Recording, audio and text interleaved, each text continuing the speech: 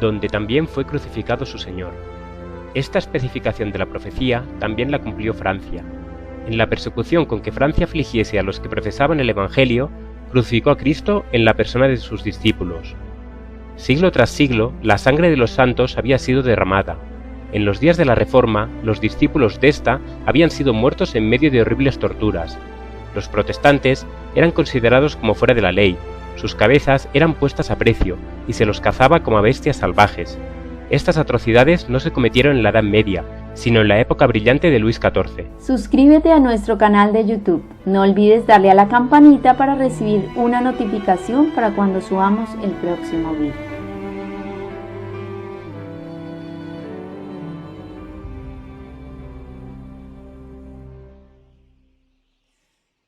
Pero lo más siniestro que se registra en el negro catálogo de crímenes, el más horrible entre los actos diabólicos de todos los siglos, fue la matanza de San Bartolomé. El rey de Francia, instado por los sacerdotes y prelados católicos romanos, aprobó tan espantosa obra. Miles de protestantes, que tranquilamente dormían en sus casas con la confianza en la palabra que les había dado el rey asegurándoles protección, fueron arrastrados a la calle sin previo aviso y asesinados a sangre fría. 7 días continuó la masacre en París, con una furia indescriptible en los 3 primeros, y no se limitó a la ciudad, sino que por decreto especial del rey se hizo extensiva a todas las provincias y pueblos donde hubiese protestantes. La matanza prosiguió en toda Francia por espacio de 2 meses, perecieron en ella 70.000 personas de la flor y nata de la nación. Cuando las noticias de la masacre llegaron a Roma, el regocijo del clero no tuvo límites. El cardenal de Lorena premió al mensajero con 1000 coronas. El cañón de San Angelo tronó en alegres salvas. Se oyeron las campanas de todos los campanarios. Innumerables fogatas convirtieron la noche en día. Y Gregorio XIII, acompañado de los cardenales y otros dignatarios eclesiásticos, se encaminó en la larga procesión a la iglesia de San Luis, donde el cardenal de Lorena cantó el Te Deum.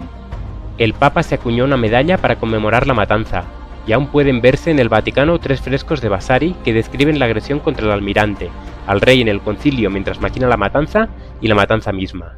El mismo espíritu maestro que impulsó la matanza de San Bartolomé fue el que dirigió las escenas de la popular revolución.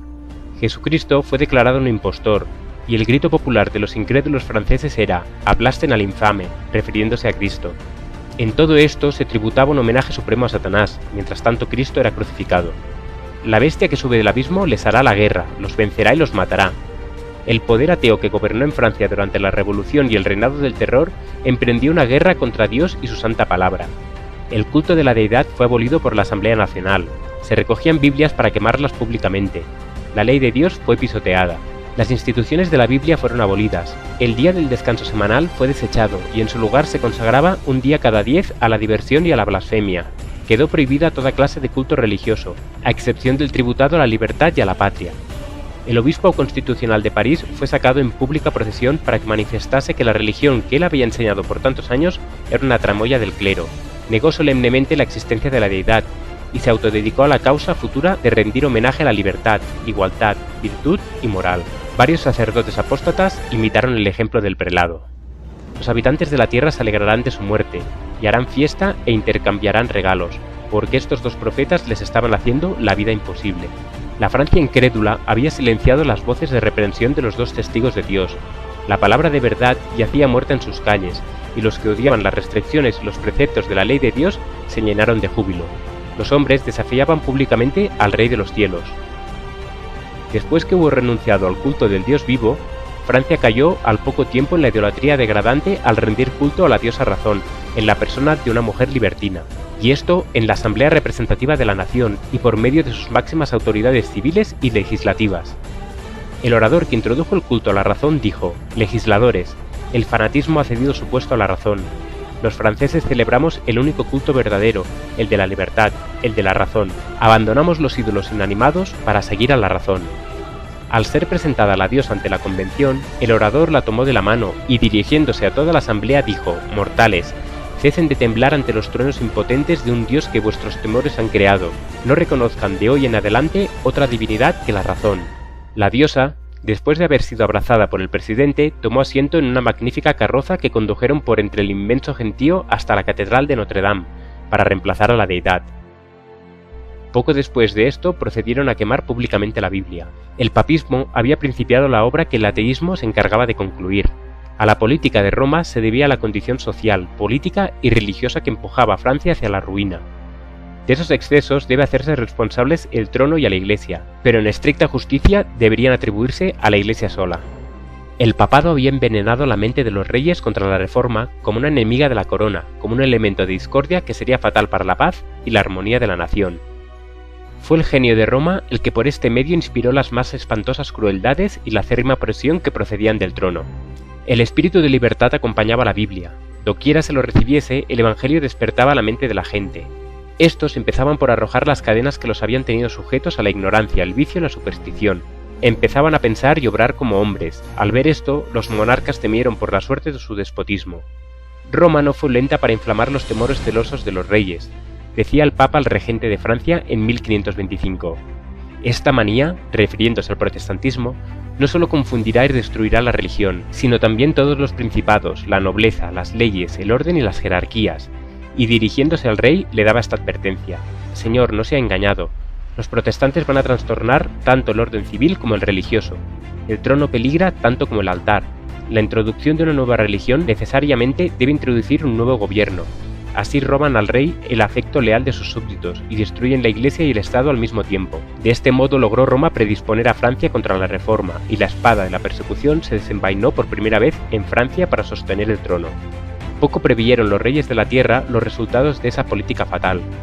Las enseñanzas de la Biblia habrían implantado en las mentes y los corazones de la gente esos principios de justicia, temperancia, verdad, equidad y benevolencia que son la piedra angular de la prosperidad de una nación. El que obedece a la ley divina es el que más fielmente respetará y obedecerá las leyes de su país. El que teme a Dios honrará al rey en el ejercicio de su autoridad justa y legítima.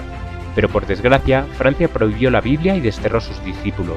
Siglo tras siglo, hubo hombres de principios e integridad, de gran inteligencia y fortaleza moral, que tuvieron valor para confesar sus convicciones y fe para sufrir por la verdad.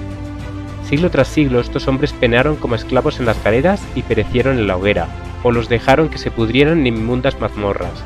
Miles y miles se pusieron a salvo huyendo, y esto duró 250 años después de iniciada la Reforma. Casi no hubo generación de franceses durante ese largo periodo que no fuera testigo de la fuga de los discípulos del Evangelio que escapaban de la furia de mente de los perseguidores, llevándose consigo la inteligencia, las artes, la industria y las habilidades, que por lo general los distinguían, para enriquecer a los países donde encontraban asilo. Y en la medida que enriquecían a otros países con sus preciosos dones, empobrecían el propio. Si hubieran permanecido en Francia todos los que lo abandonaron, si durante esos 300 años la pericia industrial de los exiliados hubiese estado cultivando el suelo de su país, si durante esos 300 años sus aficionados al arte hubiesen seguido mejorando sus manufacturas, si durante esos 300 años sus genios creadores y facultades analíticas hubiesen estado enriqueciendo su literatura y cultivando su ciencia, y sus valientes peleando sus batallas, y sus justos formulando sus leyes, y la religión de la Biblia robusteciendo la inteligencia y gobernando la conciencia de la gente, qué gloria circuiría hoy a Francia, qué país grande, próspero y dichoso hubiese sido, toda una nación modelo. Pero una intolerancia ciega e inexorable echó de suelo a todos los que enseñaban la virtud. Al fin, la ruina del Estado fue completa y la revolución, con todos sus horrores, fue el terrible resultado.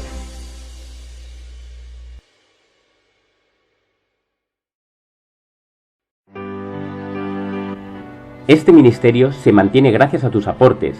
Si quieres contribuir, ve a laverdadilustrada.com o a la descripción de este vídeo.